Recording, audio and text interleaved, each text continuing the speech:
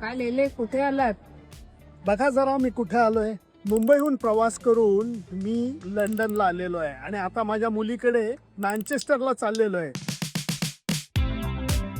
यावेळेला एक गंमत आहे. दरवेळेला मी तुम्हाला काहीतरी ट्रॅव्हल ट्रिप देतो.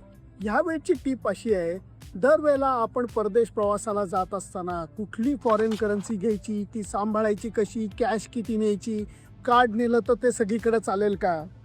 मला माझे जे हक्काची लोक आहेत, लक्ष्मी फॉरेक्स यांनी एक मस्त सोल्युशन दिलं आहे.